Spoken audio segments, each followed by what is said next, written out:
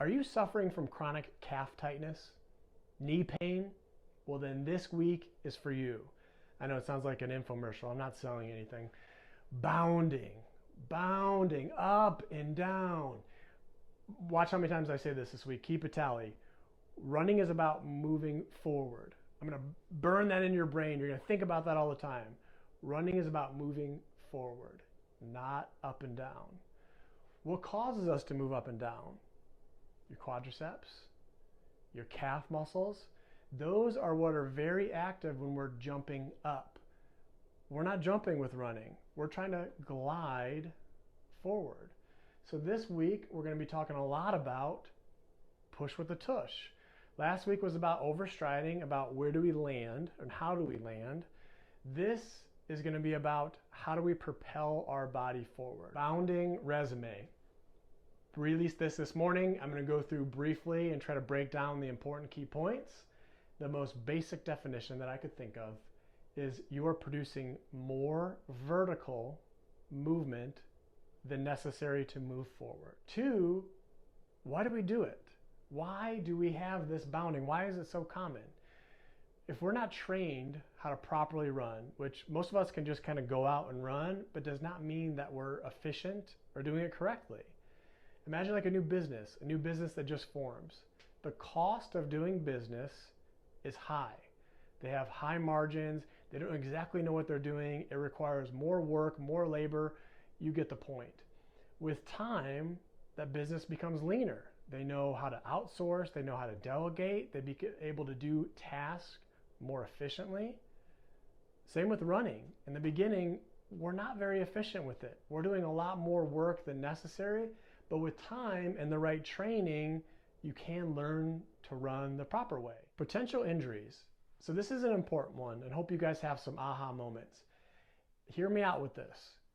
Bounding in and of itself is not a risk factor for injury. So I want to say that again. Bounding alone is not a risk factor for injury.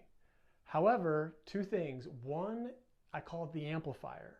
If you're overstriding, which is known to land out in front of us too far, knee straight, more force through your shin, through your knee, up the chain.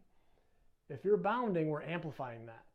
Every action, equal and opposite reaction, 2.5 times our body weight's coming back up.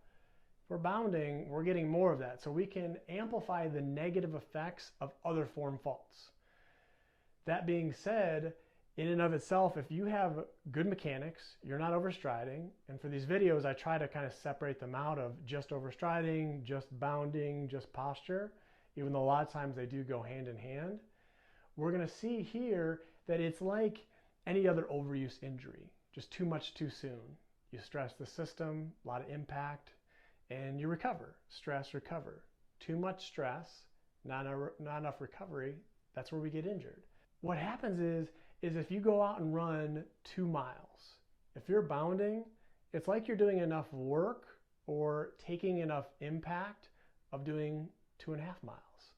So again, more load can cause you to have that kind of overuse or under recovery injury sooner. So that's why it's very common that we have tendon type injuries, which are where the muscle inserts into the bone. It's a part of that contractile unit. Not to be confused with ligaments, which go from bone to bone. They're like duct tape. They help to keep us together. Tendons are an extension of the muscle. How do you know that you're guilty? Here's some basic stuff. Low cadence, and this isn't always the case. I had some good questions about this. Low step rate being 160, 155, even a lot lower than that. If you're spending more time in the air, if you're airborne, that's less time for you to get those steps. So commonly, not always, but the lower step rate is associated with they're just spending way too much time going up and down. I mentioned before, chronically tight calves. Your calves, if you run, let's say a mile, and that's around 1,700 steps, 850 steps per leg, that could be 850 times that your calf muscle is working to propel you upwards instead of forward. Try to do 800 reps of your calves right now. What's going to happen? They're going to get tight. They're going to hurt. Feeling like you are working hard but not moving fast. I see this all the time, especially if you're driving down the road. I love how many more people are outside running these days, and that's why I made this page, to make you guys more efficient and safer. But you'll see someone that is just like going crazy, but they're not really moving fast. It's like they're doing so much work, but for what? To know if you're doing this, one, some of the fancy watches out there have the vertical oscillation on there, or the vertical displacement. They show normal is about 5 to 7 centimeters. But what you can do is, if you're on the treadmill, you could look at something in the distance on the wall that's not moving.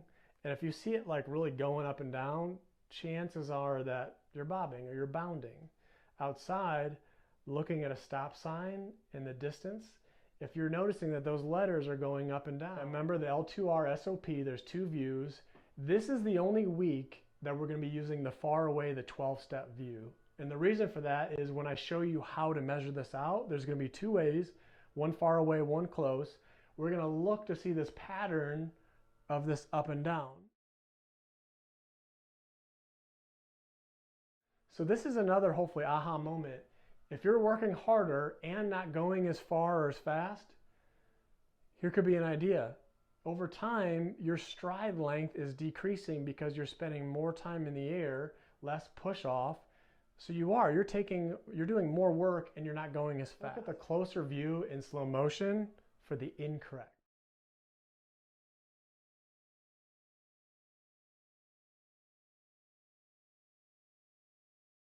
Okay, to truly appreciate this, we're going to go back to that mid stance position. We've talked a little bit about it, but not as much as we are going to now. Mid stance is where you're balanced on one leg. Both thighs are parallel and both arms are parallel. And the most important is, I'm at my lowest point. What we're going to see is, I'm going to have a line and blurring it out. You're going to see from my lowest point to my highest point, that vertical displacement, that change in height, is what we mean by bounding.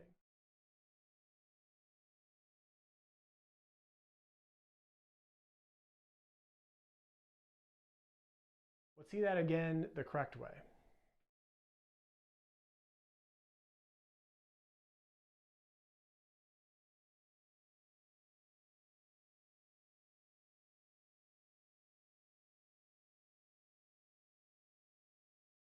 Okay, so hopefully first aha moment here. Imagine that I have a ball, and there's my girl Lola, and I'm trying to make her happy. I'm trying to wear her out. I'm trying to throw this ball as far forward as I can. So what am I going to want to do? Do I want to push or lift? Find out.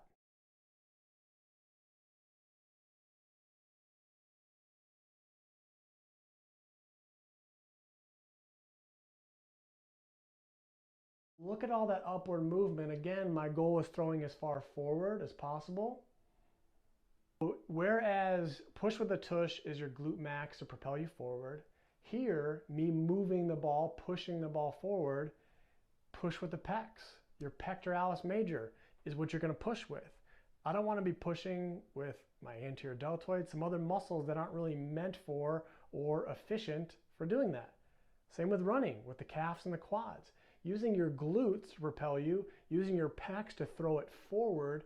Again, it's all about that forward, moving forward. I'm going to have so many different spin-offs this week. I'm sorry if you get bored of it, if you get tired of it, if I beat a dead horse, because there's some people out there that still don't get it, and this is so important. So that wraps it up. Sorry it was a little bit longer. I wanted to make sure that I was clear with this. Questions, please drop them below. Happy Thursday. You know what that means. We're going live tonight.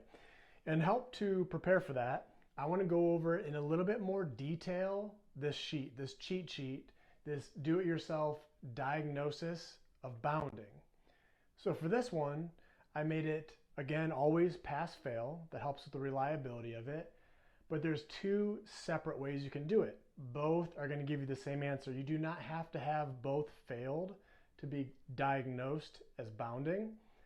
One is dynamic. This is the further away view, where it's going to give you about 10 strides, and you don't have to actually stop it to diagnose it. So it's a lot easier, a lot quicker for kind of quick feedback. The other way is static. So I talked before about different positions or phases of running. I'm going to go through and show you what the lowest point is, mid stance, where we're at our lowest, and then this point here of peak height. It's where you see the top, very top of my head or your head when you're running, and that's where we're going to pause it. That freeze frame is where we're going to make our diagnosis. We're going to look at that back foot. If that back toe is clearly off the ground, that is a fail, and you're going to be bounding. Ideally, with pushing with the tush, the foot stays down a little bit longer, and when we're at that peak height, the toe is still on the ground. And we'll see that in real time here in a minute. And that helps me to make sure that my force is more, my momentum is more forward. Running is about moving forward and not up and down. Okay, I want to explain to you how I used to look at vertical displacement or this bounding. I would take the runner at their lowest point. This is your lowest point. It's called mid stance. It's one of the 3 positions I told you guys to start to learn to memorize.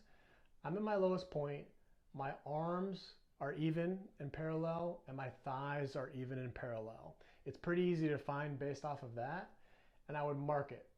And then I would see the highest point when we push off. And notice how there, it took a little bit longer to get to that high point because I'm bounding. I'm going further up in the air. What I would do is I would take the distance of this and subtract it from the difference between the 2 heights. On the treadmill, I'd have a piece of tape that I was measured out, and then I would draw a line on the program, and I would compare it, and I would make a guesstimation of, do we fall within the confines of that bounding? This is what I've developed after looking at these thousands of times of people running, myself running. I was able to find 2 different ways that satisfied the same criteria, and again, just pass fail. So it's easier to diagnose and then to start correcting it. So there's 2 ways.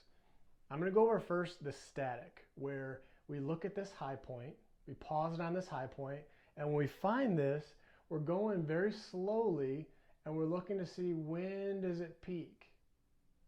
Once we get that peak point, that's where we stop. From there, I look at that back foot. If it's correct, the back foot is still grounded, the toe is still making contact with the ground, so I'm lower, versus here, I'm launching up. So that was the second criteria of the static for diagnosis.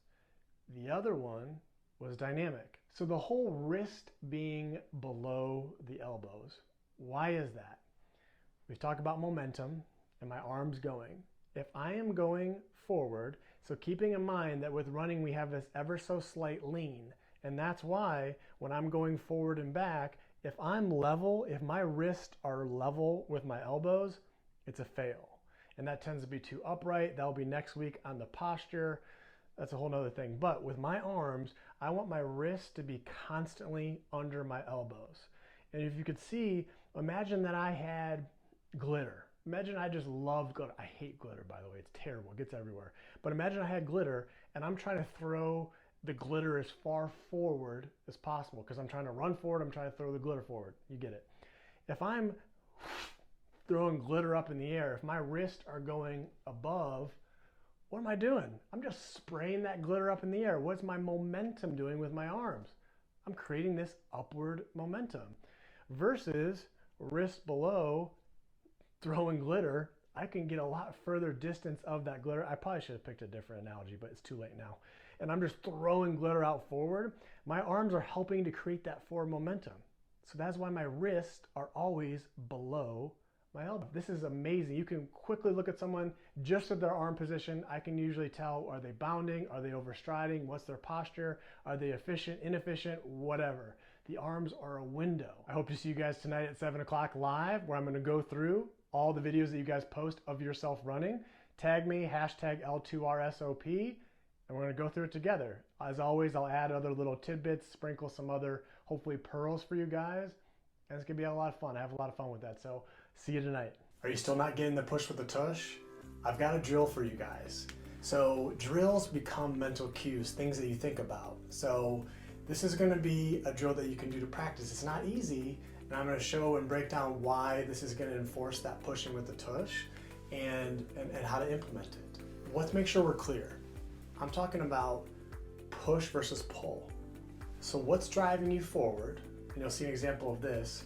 As we go forward, I want to push myself forward, not pull. What do we push with? We push with the tush. So again, it's kind of two separate things that are talking about the same thing. Of that forward movement, make sure you're not pulling at all. And when you're pushing, make sure you're pushing with the tush, not the quadriceps, not the calves. So you'll see here the correct and incorrect way.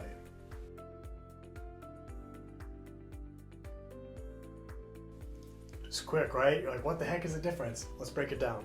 Okay, think back. What's my diagnostic criteria for bounding? At the peak point, the peak height, that back toe should still be on the ground. If it's up in the air, we're bounding, which we'll see here as this plays through. So why is that? Look at the height that I go versus here. The difference is I'm pushing, propelling forward with my tush, my glute max here. I'm extending my hip. You'll see I'm staying lower. I'm more gliding versus here, it's up and down, and you'll see I'm extending my knee. Let's watch it again. Step one, balance on one leg. Soften your knee. Step two is the ankle, hinging at the ankle. As I'm falling forward, I'm not pooching my butt out. That motion is coming from my ankle. And my calf is staying quiet through this, making sure the calf isn't lifting you up. And this is going after that phase of after you land, before you take your foot off the ground and go forward, this is the phase we're working off. We call this push off. Doesn't have to do with the landing, just the push off.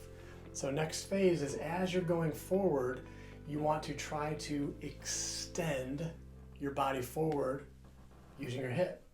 That may not make sense to you, so maybe your cue is gonna be stay low. Imagine like I've got a low ceiling and I wanna not bonk my head. Here, I would bonk my head. Here, I would not. So maybe that's gonna be your cue to learn how to fire the glutes.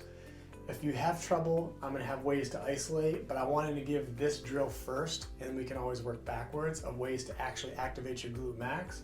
But feel free to put your hand on, not in your glute, on, and feel that muscle firing, and practice this gliding forward using your butt. It's not easy. It's actually easier to do it while you're running than it is with this drill, but once you can master this, you're gonna get that aha moment, that sensation of, okay, I get it.